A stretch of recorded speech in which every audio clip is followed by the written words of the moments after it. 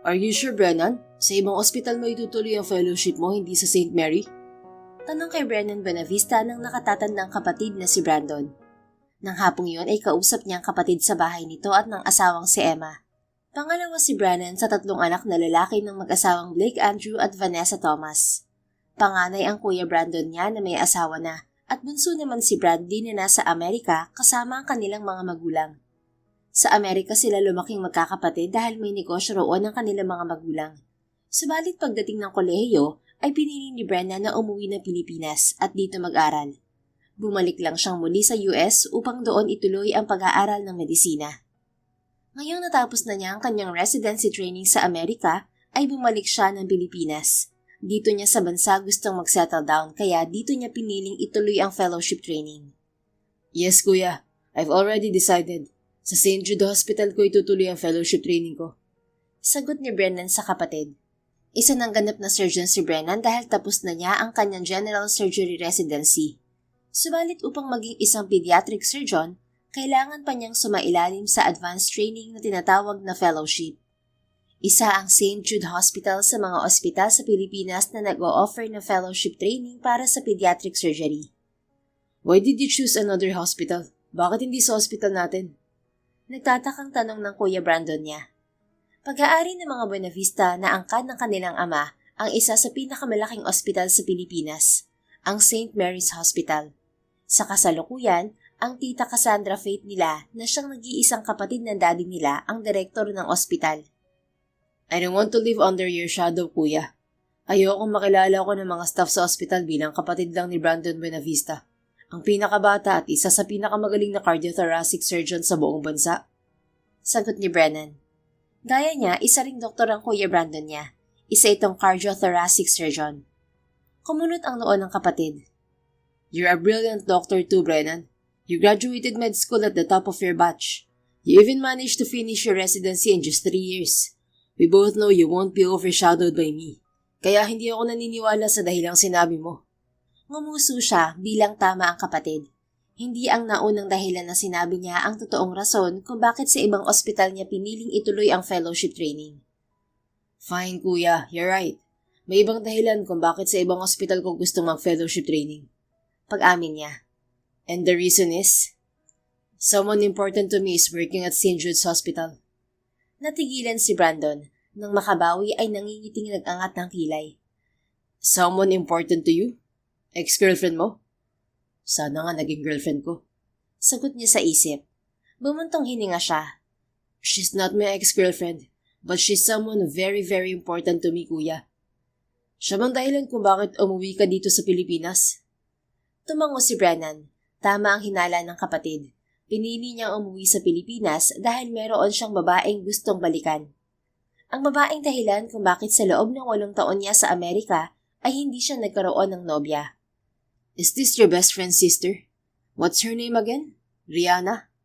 Muling tanong ni Brandon habang kumakain ng cookies na ginawa ng asawa nito. Namilog ang mga mata ni Brennan. How did you know her name, kuya? Natawa ito. Paano hindi ko malalaman? Nung nasa US pa ako, lagi mong kinukwento sa akin kapag nalalasing ka. You were always telling me how much you miss her. Namula siya sa panunukso ng kapatid. Subalit hindi niya ipinagtaka ang sinabi nito. Sa loob kasi ng 8 taon, kahit gaano pa naging abala ang buhay ni Brennan sa Amerika, ay hindi nawaglit sa isip niya si Rihanna. Ngayong nandito na si Brennan sa Pilipinas, hindi siya makapaghintay na makitang muli si Rihanna. Hindi naging sapat sa kanya ang mga balitang nakukuha niya mula sa best friend niyang si Rick na siyang kapatid ng dalaga. Itatawag ko na ba kina Dad na ikaw na ang susunod na magpapakasal? Nanunuksong tanong ni Brandon. Shut up, kuya. I'm not getting married. Hindi ko alam kung tatanggapin ako ulit ni Rihanna sa buhay niya. 8 taon na nakaraan, pareho sila ng nararamdaman ni Rihanna sa isa't isa. Subalit nasaktan niya ang dalaga dahil sa isang kasinungaling ang sinabi niya rito. Alam ni Brenda na malaki na ang pinagbago ni Rihanna sa nakalipas na 8 taon, kaya hindi na siya umaasa na hanggang ngayon ay gusto pa rin siya nito. Subalit alam din niyang gagawin niya ang lahat upang bumalik ang nararamdaman ni Rihanna para sa kanya. I can't wait to see you again, Nurse Rihanna. Nangingiting wika ni Brennan sa isip. Samantala, isang linggo ang nakalipas pagkatapos ng duty ni Rihanna sa St. Jude Hospital, ay tinungo niya ang silid ng isa sa mga pasyente sa geriatric ward ng ospital. Nurse Rihanna! Malaki ang ngiting bati sa kanya ng 67 taong gulang na pasyenteng si Lola Agnes. Ilang araw nang nakakonfine ang matanda sa ospital dahil sa diabetes nito. Isang registered nurse si Rihanna. 5 taon nang nagtatrabaho ang dalaga bilang isang ward nurse sa St. Jude Hospital, isa sa pinakamalaking ospital sa Maynila. Hi Lola Agnes! Ganting bati niya sa matanda. Iha, oras na ba nang inom ko ng gamot? Ay, hindi po Lola. Mamaya pang 7:00 ang inom nyo. Si Nurse Mika na po ang magdadala ng gamot niyo mamaya. Dumaan lang po ako dito bago umuwi. Wala pa po ang apo niyo, Lola? Anya, ang tinutukoy na Mika ay ang kapalitan niyang nurse. Wala pa, Iha. Katatawag lang sa akin ng apo kong si Mariel. Nasa biyahe na raw siya. Ayon kay Lola Agnes, ang 2 apo lang nito ang kasama nito sa buhay. Dahil parehas na may trabaho ang mga ito, kung minsan ay walang bantay ang matanda sa ospital. Ay, sige po Lola, dito muna ako hanggat wala pa po ang apo nyo. Anya at naupo sa bakanteng stool sa tabi ng hospital bed nito. Nako Iha, ayos lang naman na mag-isa ako. Okay lang din po na dito muna ako Lola, gusto ko rin makipagkwentuhan sa inyo. Ngumiti ang matanda habang nakatitig sa kanya. Ang ganda-ganda mo talaga Iha, kung meron lang akong lalaking apo na kasing edad mo, nako, irereto ko siya sa'yo. Ay nako Lola, sayang nga po. Mukhang ang ganda pa naman ng lahi nyo. Ang ganda-ganda nyo pa rin po kasi. Sigurado ako, ligawin kayo ng kabataan nyo. Sagot niya sa matanda na ikinahalakhak nito. Ikaw talaga, binabola mo ko. Kaya ikaw ang paborito kong nurse dito eh. Nangiti siya. Hindi man niya sabihin sa matanda, ito rin ang isa sa mga paborito niyang pasyente. Naalala niya kasi rito ang kanyang lola Karina. Malapit siya sa abuela, subalit 10 taong gulang lamang siya nang pumanaw ito. Salamat po at akong paborito niyo, Lola. Pero totoo po yung sinabi ko. Ang ganda niyo pa rin po. Sagot niya. O siya, sige, maniniwala ako. Pero bakit wala kang nobyo, Iha? Wala bang nakakapasang manliligaw sa'yo? Hindi po ako nagpapaligaw, Lola. Hindi pa po ako ready mag-boyfriend. Bakit naman, Iha? Natrauma po kasi ako sa first love ko. Nakangusong sagot niya. Napuno ng kuryosidad ang mukha ng matanda. Naging nobyo mo ang first love mo? Bahagya siyang natawa. Yun nga po eh. Hindi ko naman naging boyfriend pero nasaktan ako ng sobra. Biruin mo Lola, 8 years ago pa yun pero naaalala ko pa rin. Sobrang gwapo siguro ng first love mo Iha. May first love din ako na hindi ko agad nakalimutan. Kamukha kasi ni George Clooney. Ay nako, sobrang gwapo nga po ni Brennan, Lola. Siya yung first love ko. Parang Hollywood actor din, Lola. Anong nangyari sa inyo ni Brennan, Iha? Nakilala ko po si Brennan kasi best friend po siya ng kuya ko. Akala ko gusto rin ako ni Brennan noon. Kasi naman po ang sweet at ang bait-bait niya sa akin. Lagi niya akong iningitian. Lagi niya akong tinutulungan sa mga subject ko. Kapag nagkikita kami sa school, sinasabay niya ako pa uwi. Kapag bumibisita siya sa bahay namin, lagi siyang may pasalubong sa akin. Tapos kapag malungkot ako, gumagawa siya ng paraan para mapasaya ako. Kaya po nung college graduation nila ni Kuya, hindi ko napigilang umamin kay Brennan. Hindi ko ina-expect na tatanggihan niya ako. Sabi niya, parang nakababatang kapatid lang ang turing niya sa akin at may ibang babae siyang gusto. Masaklap nga pala, Iha. True po, Lola. Sa edad na 28, nananatili pa rin single si Rihanna. Tulad ng sinabi niya sa matanda, hanggang ngayon ay hindi pa kasi niya nakakalimutan ang first love niyang si Brennan Buenavista. Mataling na kaibigan ng Kuya Rick niya ang binata. Nagkakilala ang mga ito dahil naging magkaklase ang mga ito sa universidad. Tulad ng Kuya Rick niya, mas matanda sa kanya si Brennan ng 3 taon. 18 taong gulang si Rihanna nang makilala niya si Brennan. Sa unang pagkakataon pa lamang na nakaharap niya ang binata, ay nakuha na nito ang batang puso niya. Sa loob ng 2 taon ay inilihim niya ang damdamin niya rito. Nagkalakas lang siya ng loob na umamin dito nang maramdaman niya na gusto rin siya ng binata. Subalit sa huli ay nasaktan siya sa ginawang pag-amin kay Brennan dahil pagtingin kapatid lang pala ang meron ito para sa kanya. Pagkatapos niyang umamin kay Brennan noon ay natigil na ang pagbisita ng binata sa bahay nila. Hanggang sa ibalita na lang ng Kuya Rick niya na lumipad na pa Amerika si Brennan. Naroon kasi ang mga magulang ng binata at doon na rin ito itutuloy ang pag-aaral para maging isang doktor. Yung first love mo, nasaan na siya, Iha? Hindi na sila magkaibigan ng kapatid mo? Tanong ni Lola Agnes. Nasa ibang bansa na po si Brennan, Lola. Matagal na po siya ron. Hindi ko rin alam kung magkaibigan pa rin sila ni Kuya hanggang ngayon. Hindi kasi siya nababanggit ni Kuya at hindi rin ako nagtatanong. Sagot niya. Ganoon po ba talaga ang first love, Lola? Mahirap kalimutan? Marahang umiti si Lola Agnes. First love kasi natin ang unang nagturo sa atin kung paano magmahal, kaya mahirap kalimutan. Pero greatest love pa rin ang mas matimbang, Iha. Darating din ang lalaking para sa'yo. Iyong higit mong mamahalin kaysa sa unang pag-ibig mo. Tingnan mo ko, hindi man hawig ni George Clooney ang asawa ko, pero mas minahal ko siya dahil siya ang lalaking para sa akin. Nauna lang siyang kunin ni Lord pero alam kong magkikita ulit kami balang araw. Bumalik ang ngiti sa mga labi ni Rihanna. Sana nga po dumating ang lalaking para sa akin, Lola. Sana rin mas gwapo siya kay Brennan. Sa loob ng nakalipas na 8 taon, sinubukan makipag-date ni Rihanna, subalit wala siyang nakilalang lalaking nagparamdam sa kanya nang ipinadama sa kanya noon ni Brennan. Kaya naman hanggang ngayon, ang binata pa rin ang tanging lalaking nasa puso niya. Hinawakan ni Lola Agnes ang kamay niya. Naniniwala ako, Iha. Malapit nang sumaya ang puso mo. Magdilang anghel po sana kayo, Lola. Ilang sandali pang nanatili si Rihanna sa silid ng matanda. Pagdating ng apo nito ay nagpaalam na rin siya. Habang lulan si Rihanna ng elevator pababa sa lobby ng ospital, ay rinig niya ang pinag-uusapan ng dalawang nakasabay niya. Ang gwapo talaga ng bagong fellow doctor sa surgery department, Ana. Oo nga raw. Alam mo kung ano pangalan, Jane? Dr. Brennan Buenavista raw.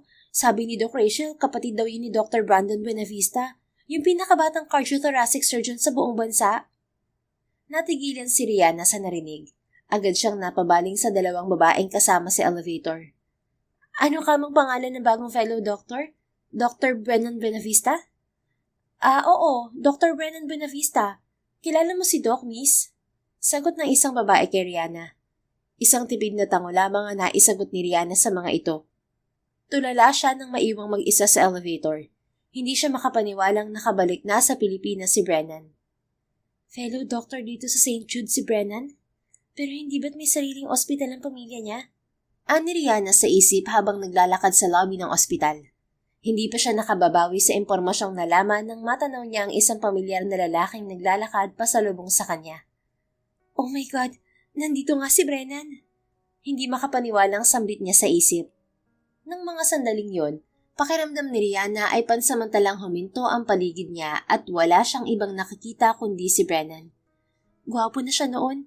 Hindi ako makapaniwalang mas gwapo pa siya ngayon. Pagpapatuloy niya sa isip. The man in front of him was taller and bulkier now than he was 8 years ago. Maiksi ang tsokolate nitong buhok kaya lalo ring nadipina ang malalim na mga mata.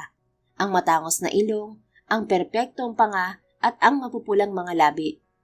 Mula sa hawak na cellphone ay nag-angat ng tingin si Brennan sa direksyon niya. Namilog ang mga mata nito nang magtama ang tingin nila. Si Rihanna naman ay dumoble ang pagwawala ng puso. Hanggang sa makalapit sa kanya si Brennan ay hindi siya nakagalaw sa kinatatayuan. Rihanna, hey, it's really you. Namamanghang sambit ni Brennan. Pinasadahan siya nito ng tingin mula ulo hanggang paa. Pagkatapos ay ibinalik ang tingin sa mukha niya. I hope you still remember me, Rihanna. It's Brennan.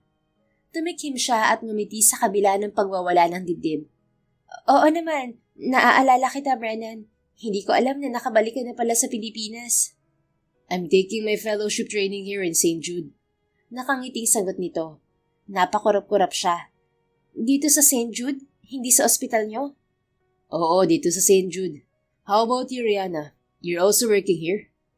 Oo, nurse ako dito. Naka-assign ako sa geriatric ward. Lumaki ang ngiti nito. Tingnan mo nga naman. 8 years later, magiging magkatrabaho pala tayo. Isang pilit ng ngiti ang isinagot niya. Alam ba ni Kuya na nakauwi ka na ng Pilipinas? Yeah, nakita kami ni Rick last week. Bago ako nagsimula sa fellowship training ko dito sa ospital. Hindi ba niya nabanggit sa'yo? Umiling siya. Wala siyang nabanggit sa akin. Ngumiti ito at sumulyap sa suot na relo. You're no longer in uniform. Pauwi ka na ba, Rihanna? Oo. Sige, Brennan, I'll go ahead. Mauna na ako. It's nice to see you again. Welcome back to the Philippines and welcome here in St. Jude. Teka, Rihanna, tapos na rin ang duty ko. Pwede kitang ihatid pa uwi. Tamang-tama, gusto ko rin makita si Tita Risa. Ni Brennan, ang tinutukoy nitong Risa ay ang ina niya. Napalunok siya. Hindi pwede, Brennan. Kasi, may susundo sa akin. Si Rick? Hindi si Kuya. Manliligaw ko. Susunduin ako na manliligaw ko. Manliligaw? That means you're still single until now, Rihanna. Kinunutan niya ito ng noo. Hindi naman ako magpapaligaw kung in a relationship na ako, di ba? Sa halip na ma-offend sa isinagot niya ay bahagya itong natawa. Well, that's what I'm saying. Pambihira, kahit ang tawa niya walang pinagbago. Gwapo pa rin. Anya sa isip. Sige na, Doc Brennan. Mauna na ako. Paalam niya sa binata. Just Brennan, Rihanna. Parang ibang tao naman ako sa'yo. But we're here in the hospital and I value professionalism, Doc. Bahagya itong natawa. Alright, Nurse Rihanna. Mag-ingat ka pa uwi. Pakisabi sa susundo sa'yo, ingatan ka niya. Isang tipid ng ngiti ang ibinigay ni Rihanna sa lalaki bago ito lagpasan. Paglabas niya ng gusali ng ospital ay sakalang kumalma ang dibdib niya.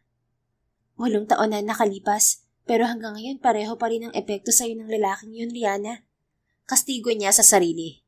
Sa kabila ng realisasyong yon, ipinangako ni Rihanna sa sarili na walang makakaalam ng nararamdaman niya. Lalong-lalo na si Brennan.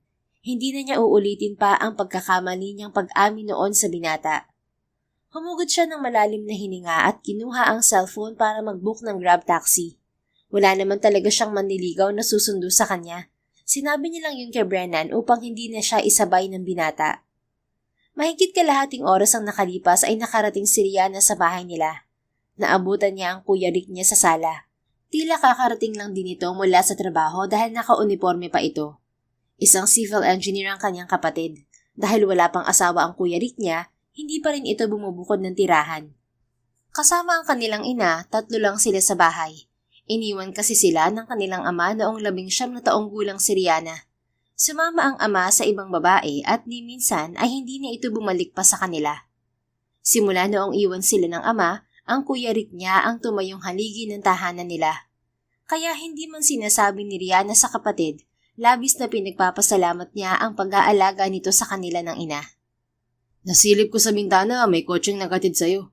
Sino yun? May maniligaw ka, bunso? Tanong ng Kuya Rick niya. Hindi yun maniligaw, Kuya. Grab yun. Sabi ko naman sa'yo, dadaanan na lang kita sa ospital para hindi ka na nagko-commute eh. May sarili kasing kotse ang kapatid na siyang ginagamit nito pagpasok sa trabaho. Hindi na, Kuya. Ang layo ng site mo sa ospital. Saka napagod lang ako ngayong araw kaya nag-grab na lang ako pa uwi. Toxic ang duty mo? Medyo. Teka, Kuya, may kasalanan ka pala sa akin. Kasalanan? Anong kasalanan ko sa'yo? Nagtatakang tanong nito. Pinanliitan niya ng mga mata ang kapatid. Nakauwi na pala si Brennan, hindi mo malang binanggit sa akin. Namilig ang mga mata ni Rick. Nakita kayo sa ospital? Oo, hindi ko pa malalaman na nasa St. Jude siya kung hindi pa kami nakita. Anong klaseng kapatid ka, Kuya? Bahagyang natawa ang kapatid. Teka nga, bunso, bakit mo ako sinisisi? Di ba sabi mo sa akin noon, wag na wag ko nang babanggitin si Brennan sa harap mo? Tapos ngayon, kino-question mo kung bakit hindi ko nasabi sa'yo ang pag-uwi niya. Oo nga naman, Rihanna. Ikaw tong may kasalanan. Paninisi niya sa sarili. Ngumuso siya. Pero alam mong ayaw ko nasosorpresa, Kuya. Sana binanggit mo man lang na nasa St. Jude si Brennan para nakapag-prepare man lang ako, di ba? Ano namang preparation ang gagawin mo? May bala ka bang ligawan yung si Brennan? Ha? Anong niligawan? Matagal na ako nakamove on sa lalaking yun, no? It's been 8 long years, Kuya. At saka, puppy love lang yung feelings ko sa kanya noon, no? Yun naman pala, bunso eh. Hindi mo naman na pala gusto si Brennan. Bakit parang big deal sa'yo ang pagkikita nyo? Nag-init ang mukha niya. Ayoko nga kasing nasosorpresa ako. Akmang sasagot ang kapatid nang matanaw niyang pumasok ng sala ang ina nila. Anong pinagtatalunan niyong magkapatid? Tanong ng ina nilang si Risa o Rizalina. Ma, itong si Bunso, sinisisi ako na hindi ko sinabi sa kanya na nasa Pinas na si Brennan at sa St. Jude nagtatrabaho. Sagot ni Rick. Oh, Sa St. Jude pala nagtatrabaho si Brennan, anak? Pero hindi ba may ospital sila? Anang ina sa Kuya Rick niya. Ewan ko rin sa trip ng lalaking yun, ma. Ma, alam mo rin na nakauwi na sa Pilipinas si Brennan? Hindi makapaniwalang gagad ni Rihanna. Oo anak, nasabi sa akin ng kuya mo last week ata. Ako lang ang hindi nakakaalam. Sa akin nyo lang hindi sinabi. Mga traidor. Napakurap-kurap na pinaglipat-lipat ni Rihanna ang tingin sa kapatid at ina na tumatawa. Hindi ko ba nabanggit sa iyo anak? Nako, nakalimutan ko pala. Pasensya na. Parang simula noong napirmi ako sa bahay, naging makakalimutin na ako. Hindi na kasi na-exercise ang utak ko. Dating manager sa bangko ang kanilang ina. Nang pareho na silang makapagtrabaho ng kapatid, nag-resign na ang mama nila at nanatili na lang ito sa bahay. Okay lang po ma, binibiro ko lang kayo. Sagot ni Rihanna sa ina. Kapag si mama, okay lang. Kapag sa akin, hindi, bunso. Nakaangat ang kilay na baling sa kanya ng kanyang kuya. May excuse si mama, ikaw wala. Hindi ka naman ulyanin eh. Natatawang umiling ang kanilang ina. Kayong dalawa talaga. Halina nga kayo sa komedor, nakahanda ng hapunan. Nagluto ako ng menudo at sinigang na hipon. Sa sinabing yun ng ina ay pareho silang nangiting magkapatid. Masarap kasing magluto ang mama nila. At ngayong nasa bahay na lang ito ay inaabala na lamang nito ang sarili sa pagluluto. Ma, nagustuhan ng mga katrabaho ko yung kaldereta mo. Bentang-benta sa kanila. Halos ubusin nga nila yung baon ko kanina eh. Wika ng Kuya Rick niya habang kumakain sila. Sarap kasi ng kaldereta mo, mama. Magluto ka ulit bukas, please. Pagre-request naman ni Rihanna sa ina. O siya, mamamalengke ako bukas ng umaga. Naalala ko nga pala, si Brennan gustong-gusto rin ng kaldereta ko, di ba? Oo ma, isa pa yung lalaking yun na adik sa kaldereta mo. Sagot ng Kuya Rick niya. Sa sinabing yun ng kapatid ay biglang naalala ni Rihanna ang mga pagkakataong nakakasama nilang kumain noon si Brennan. Maging sa ina nila ay napalapit ang binata dahil puring-puring nito ang luto ng mama nila. Rihanna, tutal nasa iisang ospital naman kayo ni Brennan. Imbitahan mo siya na dito maghapunan bukas kung libre siya. Nang makita at makamusta ko rin naman ang batang yun. Baling sa kanya ng ina. Muntik nang mabilaukan si Rihanna sa sinabi ng ina. Nakainom tuloy siya ng tubig. Hindi ko alam ang schedule ni Brennan, ma. Aksidente lang na nagkita kami kanina. Ang laki ng St. Jude para magkita kami araw-araw. Saka malamang busy yun. Nasa fellowship training yun kaya hectic ang schedule. Hindi mo pa naman tinatanong, nag-conclude ka agad na busy yung tao, bunso. Anang kuya niya. Ayoko nang paasahin si mama, no? Bakit hindi ko ang magtanong, kuya? Tutal, ikaw naman ang kaibigan. Okay, fine. Heto na. Tatawagan ko si Brennan. Sagot ng kapatid. Ilang sandali pa, narinig na niya ang boses ni Brennan mula sa speaker ng cellphone.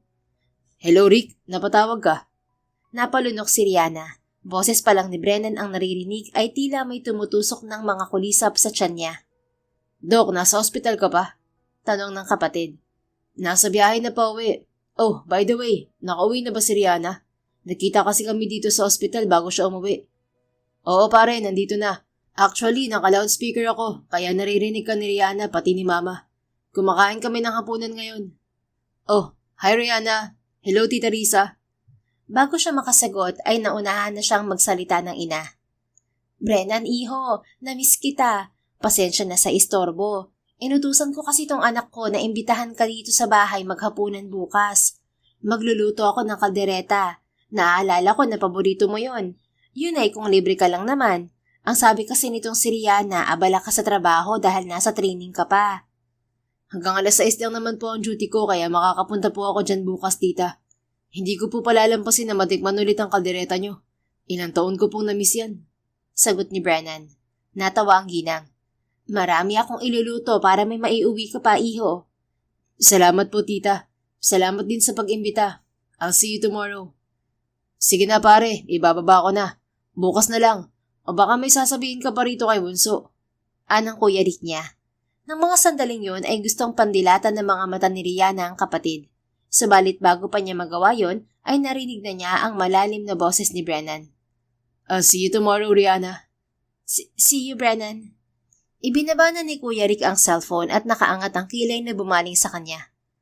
Kay Brennan ka na sumabay pa uwi bukas para hindi ka na mag-grab, Bunso. Lumunok si Rihanna. Hindi ko sure kung magkikita kami sa ospital, kuya. Ang laki-laki nga kasi ng St. Jude at saka baka malate ako ng uwi. Nakakahiya naman paghintayin ko siya. Pero kapag nakita mo si Brennan, anak, sumabay ka na pa uwi. Baling sa kanya ng ina. Dahil pati ang ina ay sumang-ayon sa sinabi ng kuya niya, sa huli ay napatango na lamang si Rihanna. Sige po ma, makikisabay ako kay Brennan kapag nakita ko siya bukas. Kinabukasan, alas 7 pa lamang ng umaga ay nasa ospital na si Rihanna. Alas 8 ng umaga hanggang alas 6 ng gabi ang oras ng duty niya sa trabaho. Bili muna tayo ng kape sa baba, Rihanna. Yaya sa kanya ng kasamahang nurse na si Trisha. Pareho sila ng oras ng duty ng babae. Pwedeng magpabili na lang ako sa'yo, Trisha. Ayoko kasing bumaba. Medyo masakit kasi ang ulo ko. Sagot niya. Ang totoo, umiiwas si Rihanna na makita si Brennan. Pareho sila ng oras ng duty ng binata, kaya kapag hindi siya nag-ingat, malamang sa malamang ay magkikita sila ng lalaki. Bakit pa kasi nandito siya sa St. Jude? May ospital naman ng pamilya niya. Ako tuloy ang nag-a-adjust ngayon. Anya sa isip. Ito na yung kape mo, Rihanna.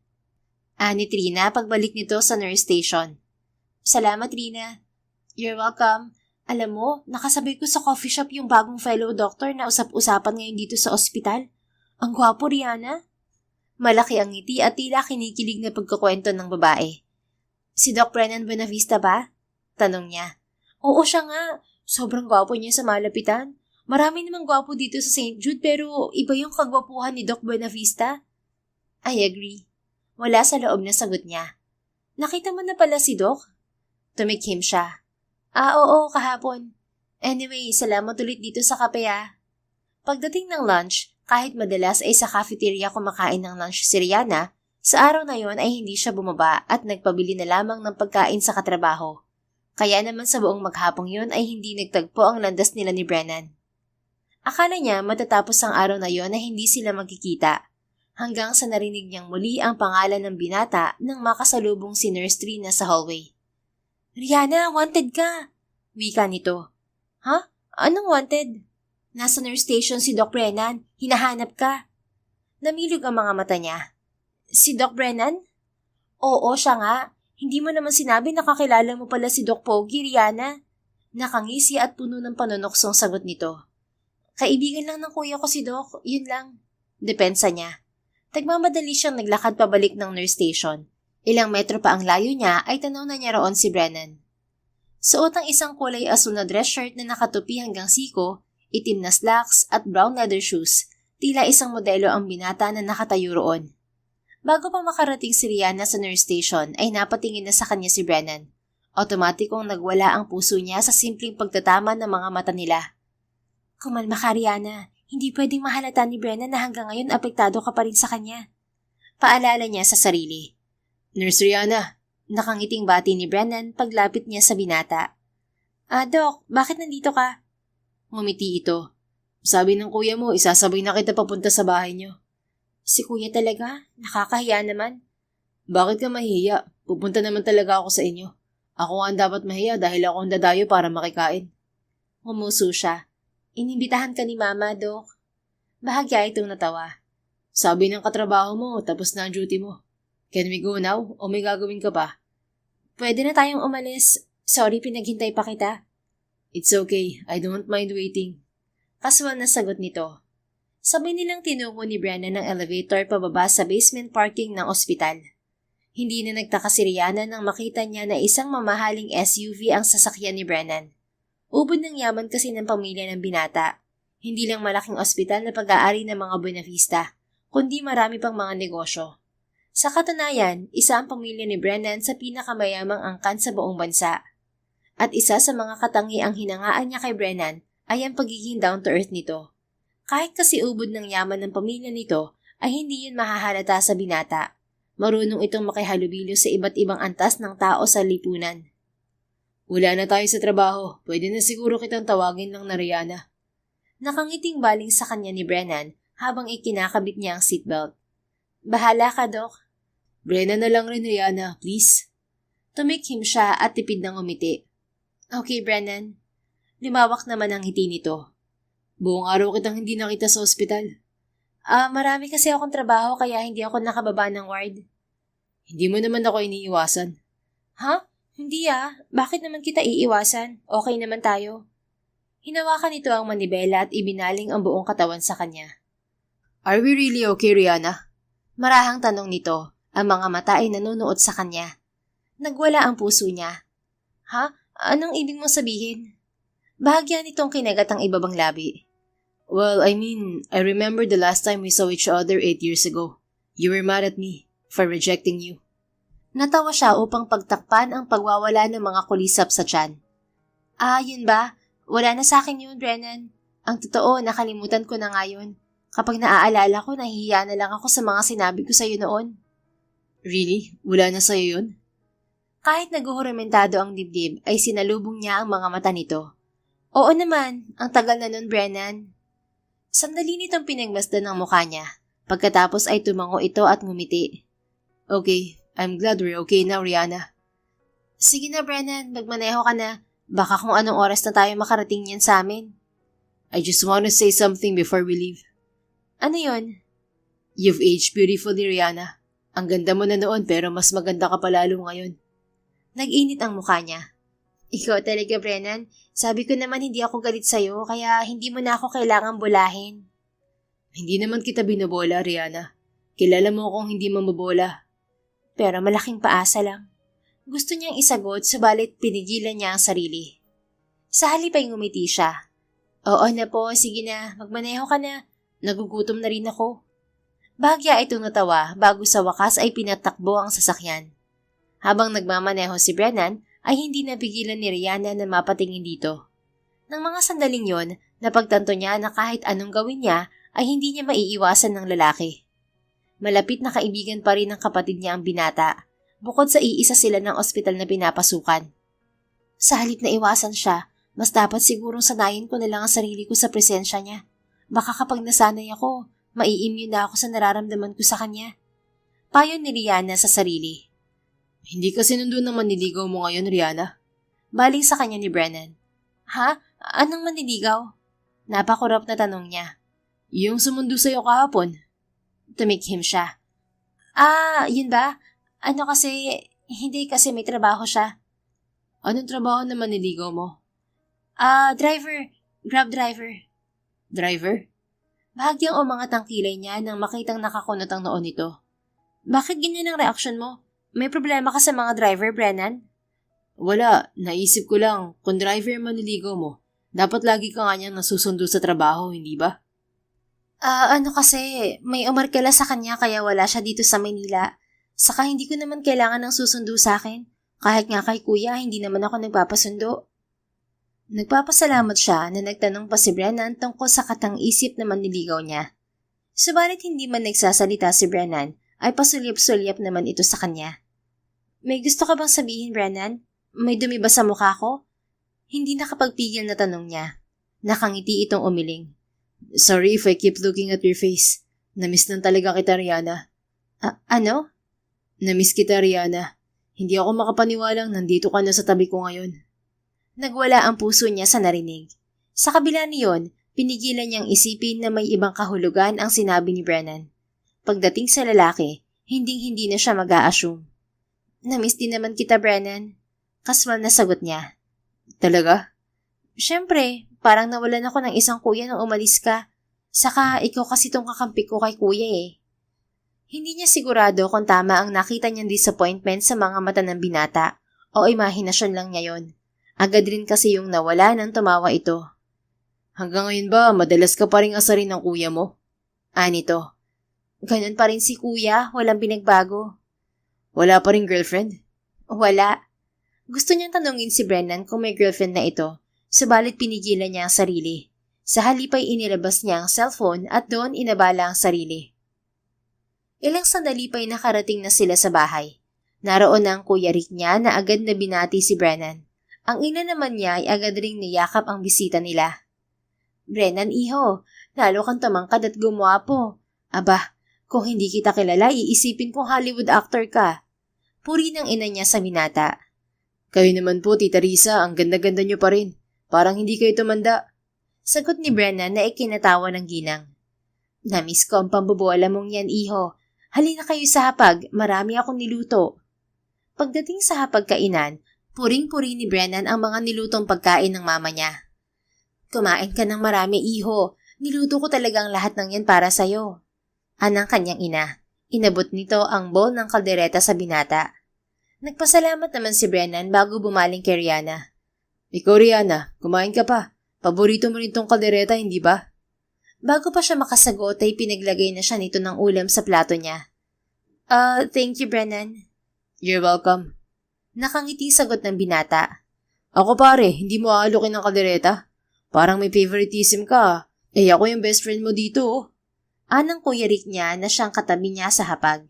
Si Brennan ay kaharap niya habang ang ina ay siyang nasa kabisera. Nag-init ang mukha ni Rihanna. Noon pa man, pansin na niya ang pagiging maasikaso ni Brennan sa kanya. Kaya nga niya inakala na gusto rin siya ng lalaki noon. Oo, ayan Rick, baka magtampo ka eh. Natatawang inabot ni Brennan ang bowl ng kaldereta sa Kuya Rick niya. Maitanong ko lang, iho, may asawa ka na ba? Pang-uusisa ng mama niya kay Brennan. Nako, wala po tita. Sa sinagot ni Brennan ay kusang bumaba ang mga mata ni Rihanna sa kamay nito. Wala nga itong suot na singsing. Girlfriend, iho? Wala rin po tita. Wala kang girlfriend? Tanong ni Rihanna bago pa niya mapigilan ng sarili. Bakit bunso? Mag-a-apply kang girlfriend ni Doc? Nakangising baling sa kanya ng kapatid. Namula ang mukha niya. Ano mag-a-apply? Nagtanong lang naman ako, kuya. Ikaw talaga, Rick. Inaasar mo na naman ang kapatid mo. Saway ng ina nila bago ibinalik ang tingin kay Brennan. Pero wala kang girlfriend, iho? Ngumiti si Brennan. Wala po tita. Puro pag-aaral po kasing inatupag ko sa US. Saka wala po talaga ako naging girlfriend doon. Kasi may gusto akong balikan dito sa Pilipinas. May naiwan ka pala dito sa Pilipinas? Anang ina. Opo, yung babae pong mahal ko. Kaya po nandito ako ngayon sa Pilipinas para balikan siya. Nako, swerte naman ng babaeng yun. Sana all binabalikan. Komento ng kuya niya. Ako ang swerte kapag tinanggap niya ako pabalik. Sagot ni Brennan bago diretsong tumingin kay Rihanna. Napalunok ang dalaga kasabay ng pagwawala ng puso. Pinapaasa na naman ba ako ng lalaking to? Kung nakatingin siya sa akin, parang ako yung babaeng tinutukoy niya. Anya sa isip. Anong masasabi mo ron, bunso? Tahimik ka. Untag sa kanya ng kapatid. Tumikhim siya at matapang na sinalubong ang tingin ni Brennan. Hindi lahat ng iniiwan na babalikan, Brennan. Marahang umiti ang binata. I know, Rihanna. Kaya nga desidido akong gawin lahat para makuha ko ulit ang puso ng babaeng mahal ko. Gumuhit ang kirot sa puso niya sa sinabi ng binata. Kung sino man ang babaeng tinutukoy ni Brennan, napakaswerte nito. Magmula noon hanggang sa ngayon, wala pa rin pupuntahan ng nararamdaman ko kay Brennan. Mapait na wika niya sa isip. Well then, good luck na lang sa'yo. Kunway kasual na sagot niya bago ipinagpatuloy ang pagkain. Pagkatapos ng mga sinabi ni Brennan, hindi na nawala ang bigat sa dibdib ni Rihanna. Kaya naman pagkatapos maghapunan ay nagpaiwan siya sa kusina. Ako na dito anak, magpunta ka na sa sala. Nandun ang kuya mo at si Brennan. Pigil sa kanya ng ina nang akmang tutulungan niya ito sa mga hugasin. Hindi ma, dito na lang ako. Wala naman ako maiaambag sa usapan ng dalawang yun. Nag-angat ng kilay ang mama niya. Totoo ba anak? O gusto mo lang iwasan si Brennan? Ma, pati ba naman ikaw nagagaya na kay kuya? Nakalabing sagot niya na ikinatawa nito. Kung hindi ka umiiwas ay magpunta ka na doon. Sige na anak, ito na lang ang ginagawa ko sa buhay. Gusto mo pa akong agawan? Fine ma, pagsuko niya. Iniwan ni Rihanna ang ina sa kusina. Pagdating sa sala, naabutan niyang parehong nakatayo malapit sa pintuan ng Kuya Rick niya at si Brennan. Tila may importanteng pinag-uusapan ng mga ito. Sabay na sumulyap sa kanya ang dalawa, pagkatapos ay lumapit sa kanya ang kapatid. Ikaw muna mag-asikaso kay Brennan, bunso. May kukunin lang ako sa kwarto ko. Anang kanyang Kuya Rick. Hindi pa man siya nakakasagot ay nilagpasan na siya nito. Masyadong marami nakain ko, Rihanna. Pwede ba tayong maglakad-lakad sa labas? Nakangiting tanong ng binata nang sila na lang dalawa. Tipid siyang umiti at tumango. Sige, pwede naman. Tara. Nauna niyang tinungo ang pinto ng bahay. Subalit pagdating nila sa kalsada ng subdivision, ay magkaagapay na silang naglalakad ng binata. Ang laki ng pinagbago nitong subdivision nyo. Dati, konti lang ang mga bahay dito. Komento ni Brennan. Sinulyapan niya ang binata. Nakapamulsa ito habang pinagmamasdan ng mga bahay na nadaraanan nila. Ngumuso siya. 8 years na lumipas, Brennan. What do you expect? Malaki talaga nagbago. Ikaw nga ang laki na rin ang pinagbago mo. Nakangiting ibinalik nito ang tingin sa kanya. Ha? Ako pa rin naman to, Rihanna. No, I mean, look at you now. Doktor ka na. Soon pediatric surgeon pa. Natawa ito. Ikaw naman, nurse ka na. Parang dati lang iniiyakan mo ko dahil bumagsak ka sa test mo sa biochemistry. Namula ang mukha niya habang inaalala ang partikular na memoryang yun. Noong mga panahong yun ay malungkot siya dahil sa pag-iwan sa kanila ng ama. Kaya naman apektado ang pag-aaral niya. Huwag mo na nga ipaalala, Dok. Nakakahiya ang grades ko nung panahong yun. Kung hindi mo ako tinulungan mag-aral nun, baka bumagsak na ako. Nakangusong sagot niya. You were just distracted that time, Rihanna. Kaya ka nahirapan. But you were a brilliant student. Kung brilliant ang tingin mo sa akin, ano ka pa? Super duper brilliant. Natawa ito bago muling sumeryoso. Nabanggit sa akin ni Rick na hindi na talaga bumalik ang daddy niyo. Nagkibit-balikat siya. Hindi naman ako umaasa babalik pa sa amin si Papa. Kung saan siya masaya, bahala na siya. Ang importante, masaya kami ni na Mama at Kuya. Kulang 7 na taon na rin ang nakalipas mula nang umalis ng bahay ang ama ni Rihanna at sumama sa ibang babae. Dahil sa problema ng pamilya nila noon, nahirapan si Rihanna sa pag-aaral. Kung hindi dahil sa tulong ni Brennan ay babagsak siya noon sa mga subjects niya. Maliit ang ngiting bumaling siya kay Brennan. Thank you for helping me that time, Brennan. Kahit na nag-aaral ka rin noon, inuuna mo akong tulungan sa mga subjects ko. It was nothing, Rihanna. Masuyong sagot nito. Salamat din sa laging pagpapatahan at pagpapangiti sa akin noon kapag umiiyak ako. Humugot ito ng malalim na hininga. Hindi ko makakalimutan yung mga panahong umiiyak ka sa akin, Rihanna. Bakit? Kasi ang pangit ko kapag umiiyak, Dok? Huminto ito at diretsong tumingin sa kanya. Kasi kahit ayaw kitang nakikitang umiiyak, gusto ko na ako yung lagi mong tinatakbuhan. At masaya ako na ako lang ang nakakapagpangiti sa'yo kapag malungkot ka. Nagwala ng gusto ang puso ni Rihanna. Napuno ng mga pasaway na kulisap ang tiyan niya. Saka anong pangit? Never ka pumangit, Rihanna. Kahit umiiyak ka, maganda ka pa rin. Magandang maganda. Pagpapatuloy ng binata sa masuyong tono. Kasabay ng pag-ihip ng hangin ay nanghina ang mga tuhod ni Rihanna. Sa kabila ng nararamdaman, matapang na sinalubong niya ang mga mata ng kaharap. Brennan, sinabi ko sa'yo na wala sa akin yung nakaraan. Pero pwede bang huwag ka magsalita ng ganyan? Hindi sa asumera ako pero kahit sino, ibang maiisip dyan sa mga sinabi mo. Nakikiusap na sambit niya. But you can assume all you want, Rihanna. Anong sabi mo? Lumunok ito kasabay ng pagpungay ng mga mata. Naalala mo yung sinabi ko kanina? Na umuwi ako dito sa Pilipinas dahil may babae akong gustong balikan? Oo. Anong meron dun? Yung babaeng tinutukoy ko. Ikaw yun, Rihanna. Napaawang ang mga labi niya kasabay ng paninikip ng dibdib. Ako yung babaeng yun? Ako yung mahal mo? Oo, ikaw. Natawa siya. Niloloko mo ba ako, Brennan? Paano magiging ako yung babaeng yun? Naalala mo ba yung mga sinabi mo sa akin nung nagtapat ako sa'yo? Sabi mo wala kang espesyal na nararamdaman para sa akin. Na parang kapatid lang ang turing mo sa akin. Na may ibang babae kang gusto at hindi ako yun. Lumunok si Brennan. Bahagyang namula ang mga mata nito. I'm sorry, Rihanna. I lied to you 8 years ago. Nagsinungaling ka sa akin? Oo, nagsinungaling ako sa'yo. Dahil hindi totoong parang kapatid lang ang nararamdaman ko sa'yo. In fact, right from the start, I've never seen you like a sister. Una pa lang iba na ang pagtingin ko sa'yo, Rihanna. Una pa lang gusto na kita. Hindi bilang isang kapatid, kundi bilang isang babae. When you confessed to me, I didn't want to reject you, but I had to. Because I knew I had to go back to the US for my studies. You were too young to be in a long-distance relationship that time. We were too young that time, Rihanna. So I chose to lie to you instead of telling the truth. Gusto mo rin ako noon, Brennan? Tamang lahat ng inakala ko?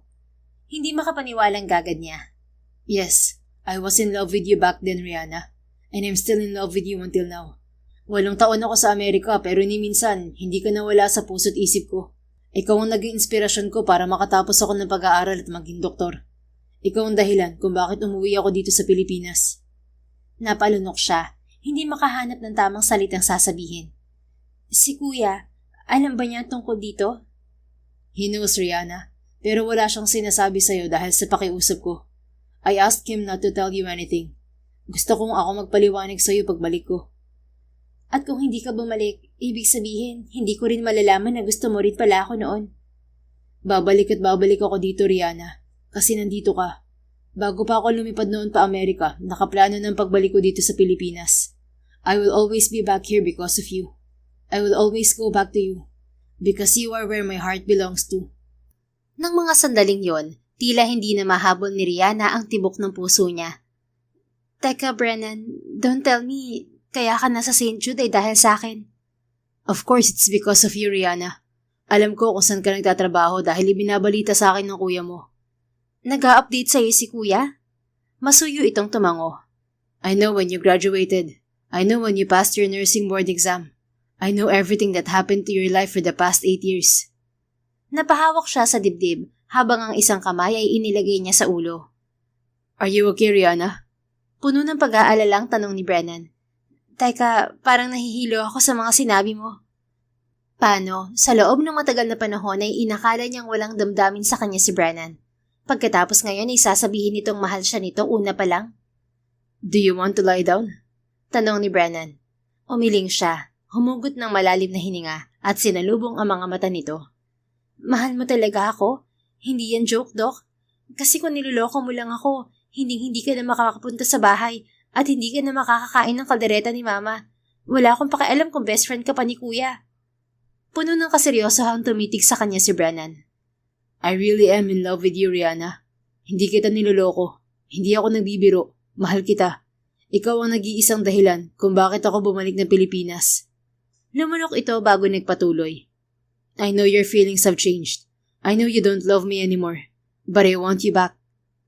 Hindi niya itinama ang huling sinabi nito.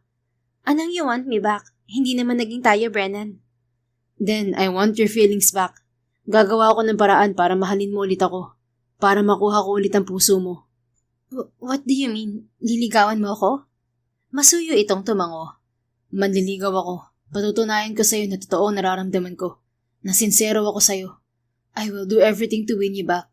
So please, payagan mo sana akong manligaw sa'yo, Rihanna. Magpaalam ka muna kay na Mama at Kuya. Ngumiti ito. Magpapaalam ako. Ikaw lang muna ang inuna ko. Ikaw ang liligawan ko eh. Tila kiniliti ang mga kulisap sa tiyan niya. Paano kung hindi ako pumayag? Hindi ako tumatanggap na manliligaw, Brennan. Pero may manliligaw ka, di ba? Yung Grab driver ka mo. Kung siya pinayagan mo manligaw sa'yo, bakit ako hindi? Nakagat niya ang ibabang labi dahil wala siyang maisagot sa binata. Sa huli ay sumusukong tumango na lamang siya. Fine. Lumaki ang ngiti nito. Fine? You mean, pumapayag ka na manligaw ako sa'yo? Oo, sige. Pwede ka manligaw. Pero wala akong sinabing sasagutin kita agad Kumislap ang mga mata nito. Thank you for giving me a second chance, Rihanna. Makakaasa ka. Hindi ko sasayangin ang pagkakataong ibinigay mo sa akin. Kinuha ni Brennan ang isang kamay ni Rihanna at masuyong hinaplos yun. Tila may gumapang na kuryente sa katawan niya sa ginawa nito. Mahal kita, Rihanna. Patutunayan ko sa'yo. Babawi ako sa ginawa kong pananakit sa'yo noon. Paliligayahin kita ng sobra. Hanggang sa makalimutan mo ang lahat ng luhang iniyak mo dahil sa akin. Teka, anong luhang iniyak ko sa'yo? Sabi ng kuya mo, marami kang iniyak nun dahil sa akin. Namula ang mukha niya. OA lang yung si kuya. Konti lang ang iniyak ko Wala pang isang baso. Bahagya itong natawa bago sumeryoso. I'm sorry for making you cry before, Rihanna. Pangako, hindi ka naiiyak dahil sa akin. Kung iiyak ka man, hindi na dahil sa sinaktan kita. Nangahamong nag-angat siya ng kilay. Patunayan mo muna, Doc. I will, Nurse Rihanna. Sinserong sagot nito bago dinala ang kamay niya sa mga labi. Pinatakan nito yon ng halik.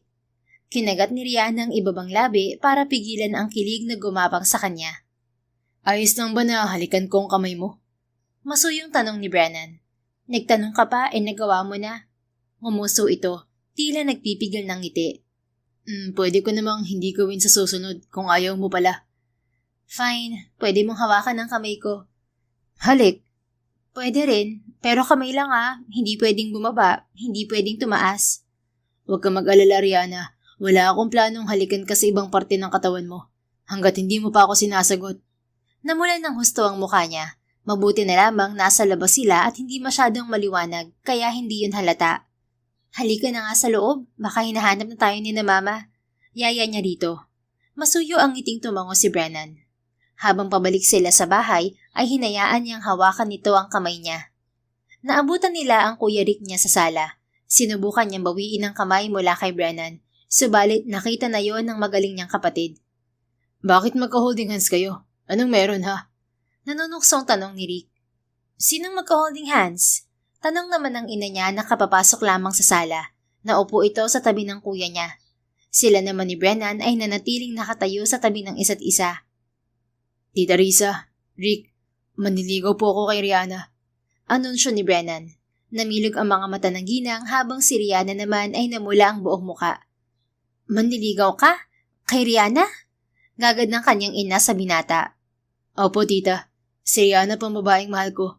Siya pang babaeng binalikan ko dito sa Pilipinas. Habang inuulit ng binata sa kanyang ina ang mga sinabi nito sa kanya, pakiramdam ni Rihanna ay lumulutang siya. Hindi pa rin siya makapaniwala na mahal talaga siya ng isang Brennan Buenavista. Pumayag na rin po si Rihanna na manligaw ako sa kanya. Kaya sa inyo naman po ako magpapaalam. Ipinapangako ko po, hindi ko nasasaktan ng anak nyo. Pagtatapos ni Brennan, marahang umiti ang ginang. Walang problema sa akin, iho. Kung akong tatanungin mo ay pasadong-pasado ka na. Pero syempre, nasa dalaga ko pa rin yan. Ma, kailangan mo na niyang manligaw. Giit niya. Oo, manligaw ka muna pare. Walang palakasan dito. Singit naman ang Kuya Rick niya. Manliligaw naman talaga ako pare. Sagot ni Brennan na nakangiti. O sige, maupo na kayo ron. Isang dangkal ng distansya ha. Walang holding hands, walang halik. Walang kahit na ano, usap lang. Ani Rick at itinuro ang bakanting sofa sa gilid nito. Kuya, ang OA mo. Daig mo pa si mama. Ani Rihanna sa kapatid. Aba, iniingatan ko lang ang puri mo, bunso. Para kasing bibigay ka agad kay Doc eh. Kuya, namumulang sagot niya. Ricardo, wag mo nang aangasarin ng kapatid mo. Saway naman ang kanilang ina. Isang oras pang nagtagal si Brennan sa bahay nila bago ito nagpaalam sa kanila. I'll see you tomorrow, Rihanna. Wika ni Brennan nang ihatid niya ito sa tapat ng gate nila kung saan nakaparada ang sasakyan nito. Humuso siya. Wala akong pasok bukas. Sa Webes pambalik ko sa duty. I'll still see you tomorrow. Pupunta ka ulit dito? Manliligaw ako, di ba? Nakangiting sagot nito. Nag-init ang mukha niya. Hanggang ngayon ay hindi siya makapaniwala na manliligaw sa kanya si Brennan. Okay. See you tomorrow. Mag-ingat ka sa biyahe. Kinuha nito ang isang kamay niya at dinala sa mga labi nito. Ano ka ba? Sabi ni kuya walang kiss. Namumulang saway niya. Sabi mo pwede. Ikaw naman ang susundin ko eh. Hindi ang kuya mo. Nakangiting sagot nito. Humuso siya para pigilan ang hiti. Sige na nga. Umuwi ka na. Good night. Hinintay niyang makaalis si Brennan bago siya bumalik sa loob ng bahay. Ang kapatid na lang na si Rick ang naabutan niya sa sala. Ang tagal mo sa labas, bunso ah. Akala ko sinagot mo na si Brennan. Tukso ng kapatid. Anong sinagot agad? Hindi ako cheap, no? Asus, parang hindi ka na unang umamin sa kanya dati ah. Noon yun, kuya. Iba na ngayon. Dapat patunayan niya muna sa akin na totoong mahal niya ako. Sinaktan niya kaya ako noon. Napansin niya ang biglang pagseryoso ng kapatid. Tila may dumaang kung ano sa mga mata nito o imahinasyon niya lang yon. Huwag ka mag-alala, bunso. Kahit anong pagpapahirap mo dyan kay Brennan, hindi yan susuko sa'yo. Kapag sinaktan ka ulit niyan, hindi na rin siya makakabalik ng Amerika dahil lulumpuhin ko na siya. Wag kuya, lagot ka sa mga Buenavista. Pabirong sagot niya. Sus, hindi ako takot sa pamilya ni Brennan. Pagbububuholin ko pa sila eh. Natatawang nilagpasan na lang ni Rihanna ang kapatid. Pagdating niya sa kanyang silid ay hindi na niya napigil ang ngiti. Samantala, kinabukasan, pagkatapos ng duty ni Brennan sa St. Jude Hospital, ay dumiretso siya sa bahay ng kanyang kuya Brandon. Napabisita ka, Brennan? Tanong sa kanya ng kapatid. Naabutan niya ito at ang asawang si Emma sa hardin ng bahay. Kasalukuyang nakalib sa trabaho ang kapatid dahil masela na pagbubuntis ng asawa nito. I need your help, kuya. Walang paligoy-ligoy na sagot niya. What kind of help do you need? Teka, bakit parang kinakabahan ka? Tumikhim siya. Well, I'm already courting Rihanna. And I need your help for tonight, kuya. Kumunot ang noon nito. Anong tulong ang kailangan mo sa akin para dyan sa paniligaw mo? Napahawak siya sa batok. Well, plano ko siyang haranahin ngayong gabi at kailangan ko ng gitarista. What? Isasama mo ako sa panghaharana mo? Well, you can play guitar. I can't. Sa kanilang tatlong magkakapatid ay ang Kuya Brandon lamang niya ang marunong maggitara. Dapat si Sylvester ang kinausap mo. Anito na ang tinutukoy ay ang pinsan nila na dating miyembro ng isang banda. Una na niyang tinawagan ng pinsang yun kagabi, subalit wala ito sa Maynila. Nag-out of town si Sylvester. Come on kuya, I won't take much of your time. Kung hindi lang niya gustong maging perpekto ang gabing yon, ay hindi siya hihingi ng tulong sa kapatid. But he wanted to make the night perfect. Hindi niya sasayangin ng pagkakataong ibinigay sa kanya ni Rihanna. Tulad ng sinabi niya, gagawin niya ang lahat para bumalik ang damdamin nito sa kanya. Pumayag ka na, babe. Nako, sige ka, baka mabasted pa tong si Brennan kapag hindi mo binakapan. Malaki ang ngiting wika ng asawa nitong si Emma. Masuyong umiti si Brandon, pagkatapos ay saka bumaling sa kanya. Fine. Total, may kasalanan ako sa'yo. Anong kasalanan? Nagtatakang tanong ni Brennan. I told mom about Rihanna. Nasabi ko sa kanya na magpapakasal ka na this year. What? Well, kapag sinagot ka ni Rihanna, hindi ba plano mo na siyang pakasalan? Pero hindi pa nga ako sinasagot, kuya. Tinapik nito ang balikat niya. Kaya nga tutulungan kita ngayon para sagutin ka. Maghahanap din ako ng iba pang backup mo. Anito at inilabas ang cellphone. Kalahating oras ang nakalipas, dumating sa bahay ng kapatid ang pinsan nilang si Gideon at Brian. Samantala 8:00 ng gabing yon, nanonood si Rihanna ng TV sa sala kasama ang kanyang kapatid at ina nang makarinig siya ng tunog ng sasakyan sa tapat ng bahay nila. Nandiyan na si Doc. Nakakayat yata ng ligaw, bunso. Nakangising baling sa kanya ng Kuya Rick niya matapos nitong sumilip mula sa bintana. Huh? Sambit niya. Natatarantang inayos ni Rihanna ang sarili bago sumilip sa bintana. Tulad ng sabi ng kuya niya, nakita niya ang sasakyan ni Brennan sa labas.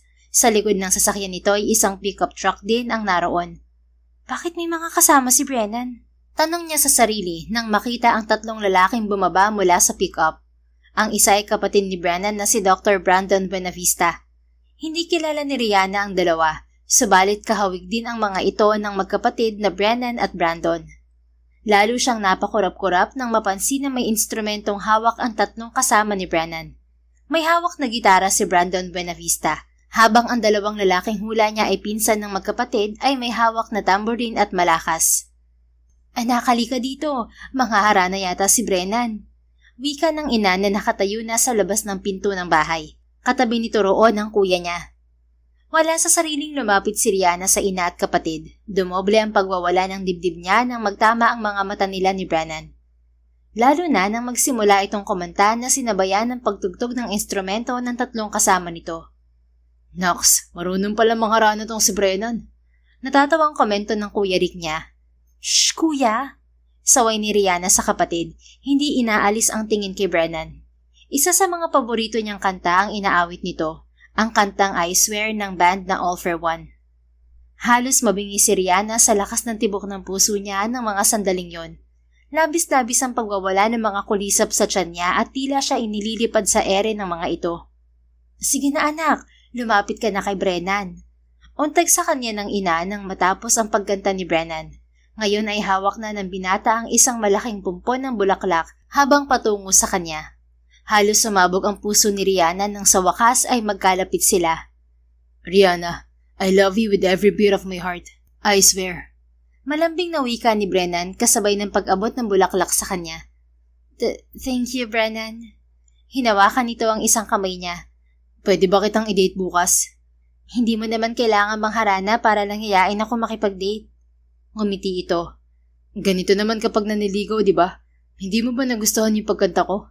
I remember that song was one of your favorites. Oo nga, nagustuhan ko. So, pagbibigyan mo akong i-date ka bukas? Kagatang ibabang labing tumango siya. Malaki ang ngiting dinala ni Brennan ang kamay niya sa mga labi nito. Thank you, Rihanna. Susunduin kita bukas ng umaga para sa date natin. Umaga talaga? Gusto kong sulitin ang araw na kasama kita. Sa pagkakataong yun ay hindi na niya napigil ang ngiting kumawala sa mga labi niya. Okay. Pagkatapos siyang muling ngitian ni Brennan, ay lumapit sila sa pamilya niya. Good evening, tita. Pasensya na po sa istorbo. Ani Brennan. Nako, hindi istorbong ginawa mo, iho. Ngiting-ngiting sagot ng ina ni Rihanna. Lakas mo talaga, bunso. Hinarana ka pa talaga ni Doc. Tukso naman ang Kuya Rick niya. Pagkatapos na sandaling kausapin ng pamilya niya ay ipinakilala naman sa kanila ni Brennan ang kapatid nito at dalawang pinsan. Nice to meet you, Rihanna. Sagutin mo sana tong si Brennan para hindi na bumalik ng Amerika. Wika sa kanya ni Gideon. Nasa lahi namin ang masarap magmahal, kaya hindi ka magsisisi kapag sinagot mo tong pinsan namin, Rihanna. Wika naman ni Brian. Pero pahirapan mo muna, Rihanna. Balita ko, pinaiyakan nitong kapatid ko eh. Wika naman ni Dr. Brandon. Natawa si Rihanna sa mga sinabi ng tatlong lalaki. Tulad ni Brennan, gwapo rin at mababait ang mga ito. Isang oras din ang mga itong nagtagal sa bahay nila kasama si Brennan bago nagpaalam sa kanila. Kinabukasan, paglabas ni Rihanna sa silid niya, ay naabutan na niya si Brennan sa sala ng bahay nila. Matamis itong ngumiti sa kanya. Good morning, Rihanna. Otomatikong nagwala ang puso niya. Good morning, Brennan. Ang aga mo ah. Ayoko kasing malate eh. Akma siyang sasagot nang pumasok sa sala ang Kuya Rick niya. May hawak itong isang tasa ng kape at nakabihis na para sa pagpasok sa trabaho. Oh, gising na pala si Bunso. Grabe, magsuklay ka naman bago ka bumaba ng kwarto. Baka magbago ang isip nitong si Doc. Nakangising wika ng kuya niya. Inabot nito ang hawak na tasa kay Brennan. Nag-init ang mukha ni Rihanna. Bigla ay nahiya siya sa ayos. Pormadong-pormado na si Brennan sa suot na polo shirt, maong na pantalon at tennis shoes. Samantalang siya ay hindi pa nakapagsuklay. It's okay, kahit bagong gising, maganda ka pa rin, Rihanna. Sagot ni Brennan na hindi inihihiwalay ang tingin sa mukha niya. Natatawang umismid ang kapatid niya. Sus, ang galing mambola. Teka, yung usapan natin ha. Huwag mong dadalhin sa biglang liko ang kapatid ko, Doc. May usapan tayo. Natawa si Brennan habang namulan naman ang mukha ng dalaga. Kuya, ano ba? Biglang liko ka dyan. Lukot ang mukhang sagot ni Rihanna sa kapatid. Naninigurado lang, bunso. Teka, baka ikaw naman tong magyaya sa biglang liko ha. Nako, sinasabi ko sa'yo. Kuya, pumasok ka na nga sa trabaho. Tawang-tawang iniwan sila ng kapatid. Nang maiwan silang dalawa ni Brennan sa sala ay nahihiyang bumaling siya sa binata. Magkape ka muna, Brennan. Nag-aayos lang ako. Nakangiting tumango ang binata. Pagtalikod niya ay narinig niya ang boses nito. By the way, Rihanna, lalo kang gumaganda kapag namumula ka. Itong lalaking to, gusto yatang magkasakit ako sa puso ko. Anya sa sarili. Nilingon niya ito at binigyan ng matalim na tingin na ikinatawa lang nito. Ilang oras ang nakalipas ay nasa biyahe na sila ni Brennan. Hindi inaasahan ni Rihanna nang dalhin siya ng binata sa isang amusement park. Dito tayo sa amusement park magdi-date? Really, Doc? Natatawa at hindi makapaniwalang baling niya sa lalaki. Wala sa itsura nito na makikipag-date ito sa isang park. Well, nabasa ko noon sa notebook mo. Ideal date mo ang date sa amusement park gaya ng napapanood mo sa mga paborito mong Korean drama. Napuno ng init ang puso niya. 8 years ago pa yon, Brennan. Bakit? Nagbago na ba ang ideal date mo ngayon? Hindi, ganun pa rin. Mahinang pag-amin niya. Yun naman pala eh. Then come on. Kinuha nito ang kamay niya at masuyo siyang iginiya sa loob ng parke. Teka, Brennan, bakit ang agang nagbukas nitong amusement park? At bakit tayo lang ang tao? Nagtatakang tanong niya. Napansin niyang bukod sa mga staff na naroon ay walang ibang tao maliban sa kanilang dalawa. Nakangiting bumaling sa kanyang lalaki. I rented the whole place for us, Rihanna. Kaya tayong dalawa lang ang nandito ngayon. Namilog ang mga mata niya. Brennan, hindi mo naman kailangan gawin to. But I wanted to, Rihanna. You know what? Pangarap ko to. Yung makadate ka. Really? Oo, noon pa man. Pangarap ko na makadate ka. Ngayon, hindi ako makapaniwalang natupad na ang isa sa mga pangarap ko. Gusto niyang sabihin na isa rin sa mga pangarap niya ang makadate ang binata. Subalit sa halip na sabihin yon ay ngumiti lang siya. Ang corny mo pala, Doc. Komento niya. Natawa ito. Hindi ko naman itatanggi. One thing about our family, magaganda at gwapo kami pero pamilya rin kami ng mga corny. Gumapang ang kilig sa buong katawan niya. Ang mabuti pa, halika na. Kailangan sulitin natin tong araw na to. Siguradong mahal ang binayad mo para marentahan to. Mas mahal pa rin kita, Rihanna. Sagot nito na siyang dahilan upang maghurumentado muli ang puso niya.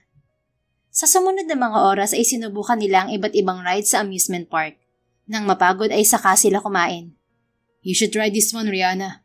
Ani Brennan. Gamit ang tinidor ay kumuha ito ng kakaining pasta at inilapit sa kanya. Brennan, bahagya niyang pinandilatan ng binata. What? Wala namang ibang tao oh.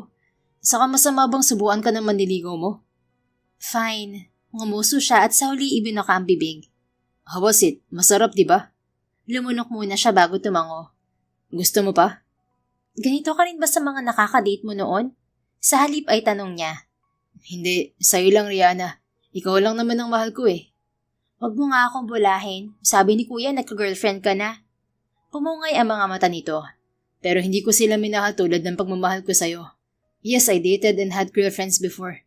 But after meeting you, I've never looked at other girls again. Lihim na nagsirko ang puso niya. Wala ka talaga naging girlfriend sa US kahit dinate man lang? Wala. Pakiramdam ko kapag nakipag-date ako, pinagtataksilan kita. Namula siya at gustong mapapikit. Pakiramdam ay matutunaw siya sa harap ng binata. Ikaw, sabi ni Rick, marami ka raw dinate na lalaki. Tapos ngayon may manliligaw ka pa. Wala akong manliligaw ikaw lang.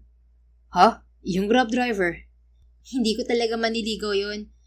Sinabi ko lang yun para makatanggi akong sumabay sa'yo pa uwi. So, sinubukan mo talaga akong iwasan noon? Ngumuso siya. Oo, sinubukan pero hindi ko naman nagawa. Ngumiti ito. Hindi mo talaga magagawa, Rihanna. Iwasan mo man ako, gagawa pa rin ako ng paraan para makalapit sa'yo.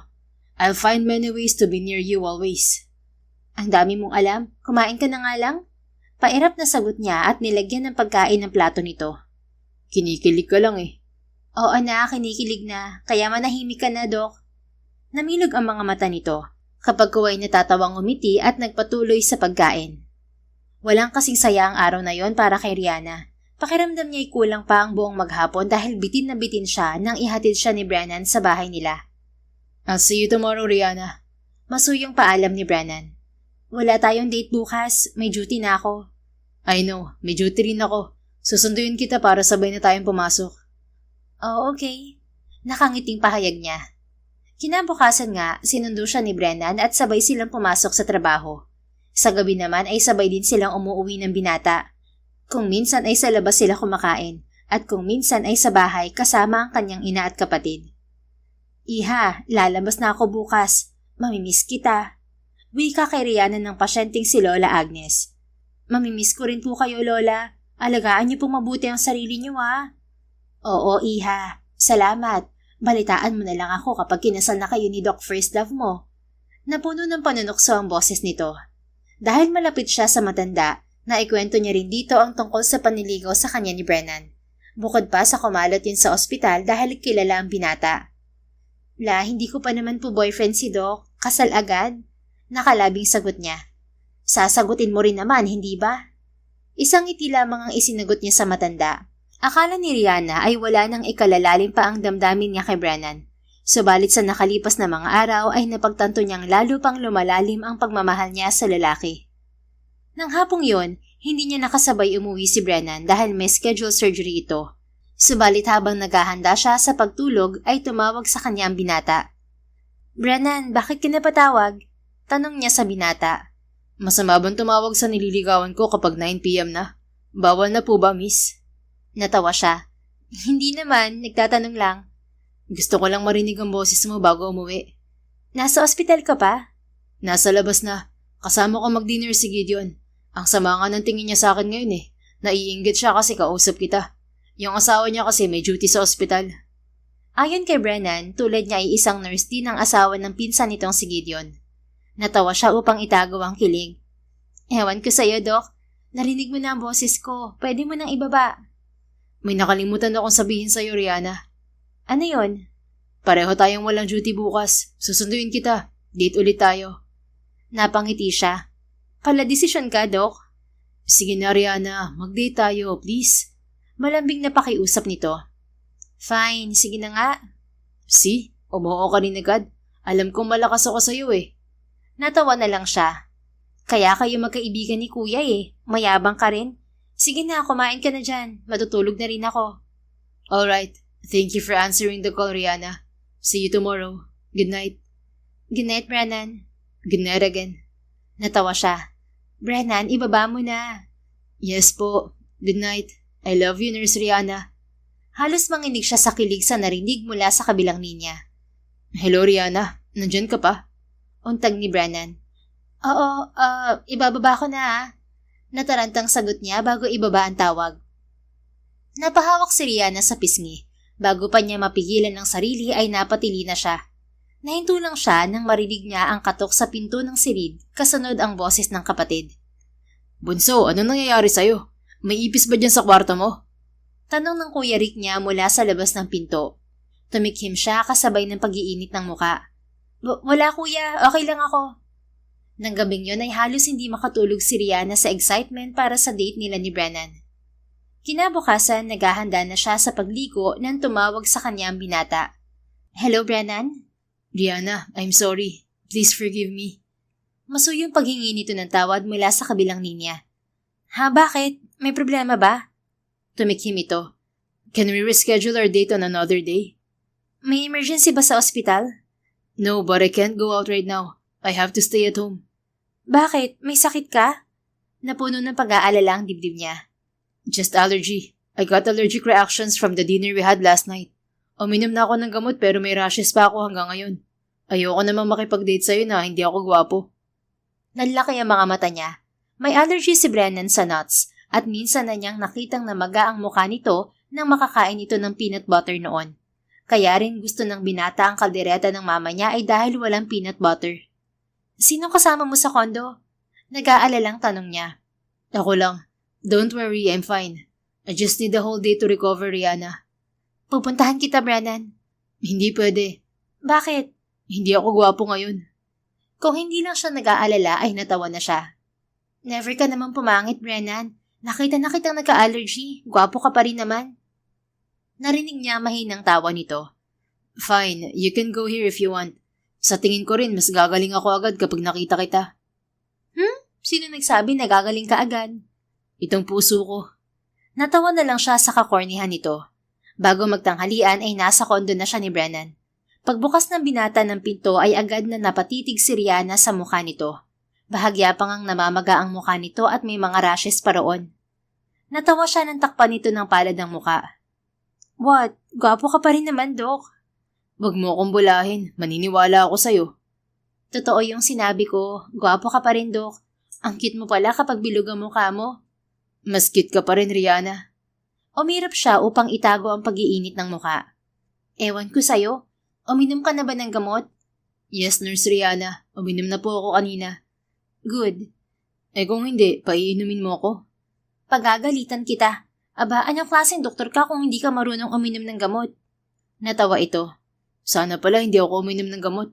Ang cute mo pa namang magalit. Kaya ka laging inaasar ng kuya mo kasi ang cute mo. Muli ay pabiro niya itong inirapan. Nagpadala nga pala ng pagkain si Mama para hindi ka na magluto. Thank you, Rihanna. Tamang-tama, nagugutom na ako ulit. Nagtungo sila sa kusina ng kondo nito. Pamilyar yun kay Rihanna dahil yun pa rin ang kondo ng binata ng college ito. At nakapunta na siya roon nang isama siya ng Kuya Rick niya.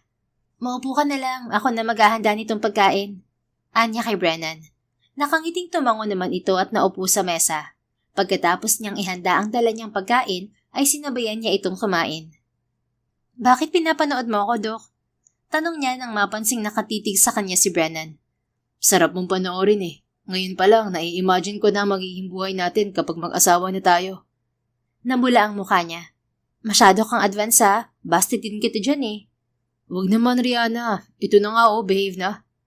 Ngumuso siya at pinagpatuloy ang pagkain. Nang matapos sila ay muli itong uminom ng gamot. Magpahinga ka na. Utos ni Rihanna kay Brennan nang makitang naghihikab na ang binata.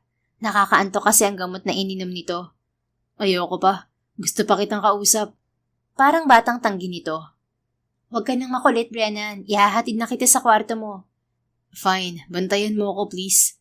Natawa siya. Opo, sige. Alam mo, hindi ko alam na para ka palang bata kapag may dinaramdam. Pagdating sa silid ni Brennan ay nahiga sa kama ang binata. Siya naman ay naupo sa stool sa tabi ng kama nito. Sa halip na pumikit, mapungay ang mga matang tiningnan siya nito. Rihanna. Bakit? Hindi mo naman ako babaste din dahil hindi natuloy ang date natin, di ba? Bakit ko naman gagawin yun? Mas magagalit siguro ako sa'yo kung itinuloy mo ang date natin. Lumaki ang ngiti nito. Thank you for visiting me. Kahit hindi natuloy ang date natin, masaya pa rin ako kasi kasama kita. Kahit na hindi ako gwapo ngayon, pumunta ka pa rin. Salamat, Rihanna. Nagwala ang puso niya. You're welcome. Sana masaya ka rin kahit nandito ka lang sa kondo ko. Huwag ka mag-alala, masaya ako. Talaga? Patingin nga ng ngiting masaya. Pabiro siyang umirap. Ewan ko sa'yo, pinagtitripan mo lang ako. Matulog ka na nga. Huwag mo nang pigilan ng antok mo. Opo. Isang beses pa itong humika bago pumikit. Ilang sandali pa, nakatulog na si Brennan. Hindi niya alam kung gaano katagal niyang pinagmamasdan ang binata bago siya lumabas ng silid. Hindi ako uuwi, lalabas lang ako. Baka kasi matunaw ka na sa kakatitig ko sa'yo. Mahinang bulong niya sa natutulog na binata. Paglabas niya sa silid ay naghanap siya ng mapagkakaabalahan. Kaya nagpa siya siyang ayusin ang maliit na bookshelf nito na nasa sala. What is this? Picture ko to ah. Samit ni Rihanna nang makita ang isang lumang larawan na nakaipit sa paboritong libro ni Brennan. Sa likod ng larawan ay may sulat kamay nito. Nakalagay doon ang salitang, My Future Wife. Napuno ng init ang puso ni Rihanna. Talagang noon pa lang gusto na niya ako. Wika niya sa sarili. Ipinagpatuloy niya ang pag-aayos nang makuha naman ng atensyon niya ang ilang lumang papel sa estante ng shelf. Natigilan siya nang makitang sulat yun mula sa ilang prestigyosong universidad sa Maynila. May acceptance letter si Brennan sa UST at Ateneo Med School? Binalak niya dito mag-aral ng medicine sa Philippines? Nagtatakang tanong niya sa isip. Hawak ang mga dokumento ay naupo siya sa sofa. Kapag gawan ay tinawagan niyang kapatid. Alam niyang bukod kay Brennan, ang Kuya Rick niya ang makakasagot sa tanong na yon sa isip niya. O bunso, napatawag ka. Bungad ng Kuya Rick niya mula sa kabilang linya. Kuya, nandito ako sa kondo ni Brennan. Ha? Anong ginagawa mo dyan? Akala ko ba may date kayo ni Brennan? Huwag mo sabihing inuwi ka niya dyan. Anong plano niyo gawin ha? Kuya, wag kang ang OA. Masama pakiramdam ni Brennan kaya hindi natuloy ang date namin. Nagpunta ako dito sa kondo niya para i-check siya. Oh, bakit napatawag ka? Ano kuya, may gusto lang akong itanong. Tulog kasi si Brennan at ayoko siyang istorbohin, kaya ikaw ang tinawagan ko. Ano yun? Parang seryoso yan ah. Sabi ni Brennan, una pa lang, sa US na niya planong mag-aral, kaya tinanggihan niya ako noon. Pero may nakita akong acceptance letter ng mga med school dito sa Pilipinas dito sa kondo niya. Sandaling nagkaroon ng katahimikan ng kabilang linya. Kuya? Untag ni Rihanna. Let's talk about this in person, Rihanna. Seryosong sagot ng kapatid. Hindi ba pwedeng dito na lang sa phone, kuya? Kung ano man ang sasabihin mo, gusto ko nang marinig ngayon. Pakiramdam niya kung ano man ang sasabihin ng kapatid ay kailangan na niya yung marinig. Humugot ng malalim na hininga ang kapatid sa kabilang linya. That was Brennan's original plan, Rihanna. Nandito lang siya sa Pilipinas para mag-college, pero sa Amerika siya magme-med school. Pero nagbago ang plano niya nang makilala ka niya. Inamin ni Brennan sa akin na plano kanyang ligawan pagdating ng 20th birthday mo at pagka-graduate namin. Kapag sinagot mo siya, dito na niya balak ituloy ang pagdodoktor niya. I gave him my blessings, Rihanna. Napakurap siya. Pero hindi naman yun ang nangyari, kuya. Hindi nanligaw si Brennan. Tinanggihan pa nga niya ako, di ba? Ako may kasalanan nun, bunso. Kinausap ko si Brennan na wag nang ituloy ang planong pag-amin at panliligaw sa'yo. Napaawang ang mga labi niya. Bakit mo yun ginawa, kuya? I'm sorry, Rihanna. Natakot ako nang iwan tayo ni Papa. Nakita ko kung paano nasaktan at nalungkot si Mama. Ayoko maranasan mo yung nangyari sa kanya kung sakaling iwan ka rin ni Brennan. Oo, may tiwala ako sa kanya. Pero naisip ko na masyado ka pang bata noon para sa isang seryosong relasyon. Kahit alam ko kung gaano ka kamahal ni Brennan, imposibleng hindi kayo magkaroon ng problema. Lalo na't pareho pa kayo nag-aaral. Natatakot ako na masaktan ka, bunso. Kaya nakiusap ako kay Brennan na kung talagang mahal ka niya, maghintay muna siya. Dahil kung kayo talagang para sa isa't isa, magiging kayo pa rin naman sa huli. Bumuntong hininga ang kapatid saka nagpatuloy. I'm sorry, bunso. Maiintindihan ko kung magagalit ka sa akin dahil sa ginawa ko. Pero nagawa ko lang yun dahil sa pagmamahal ko sa'yo. Patawarin mo sana si kuya. Gusto man niyang magalit sa kapatid, naiintindihan niya kung bakit nito nagawa yun.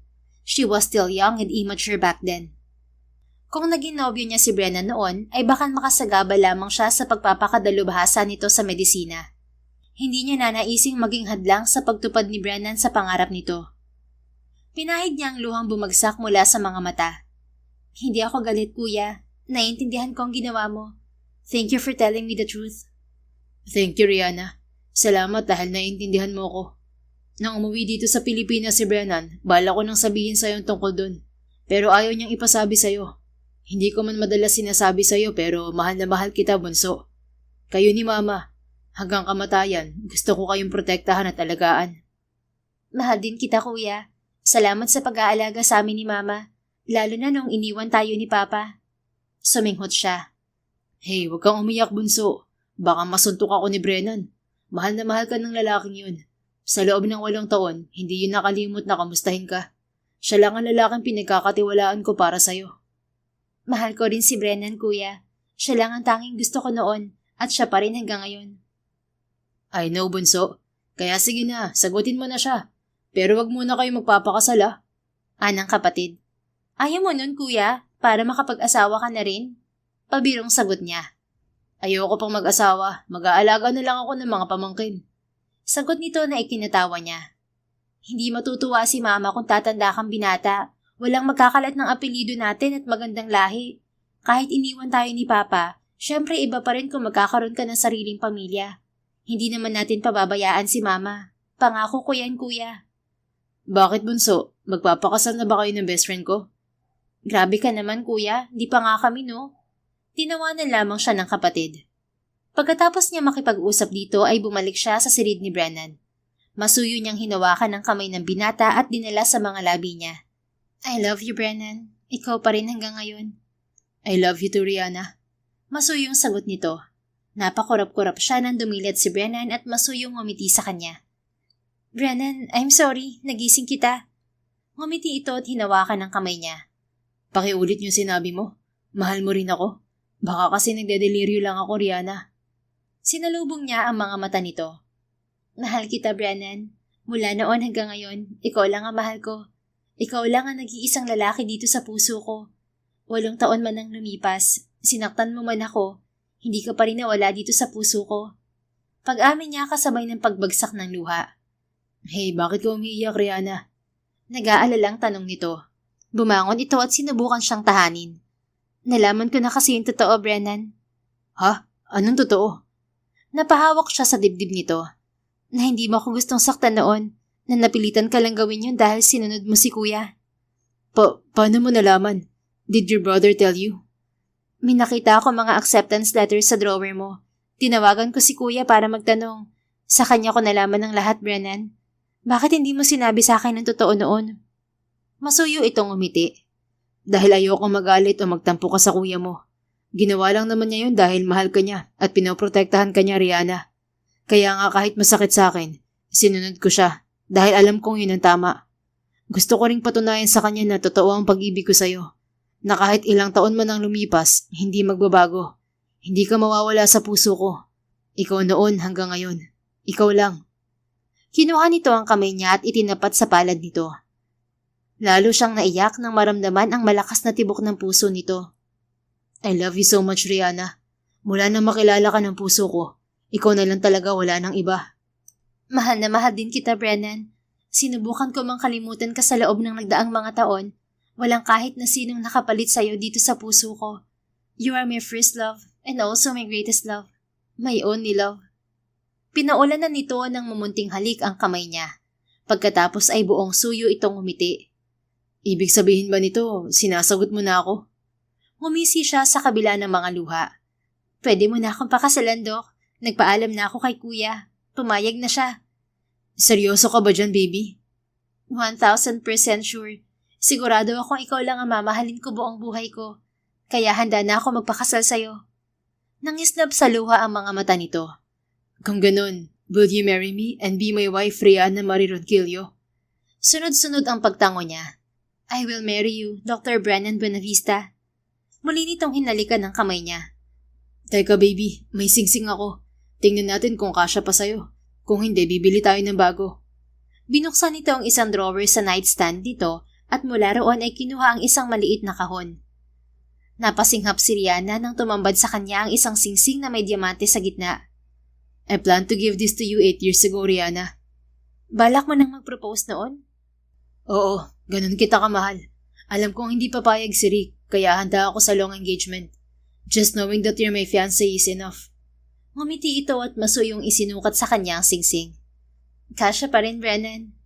It's because this ring is meant to be worn by you, my love.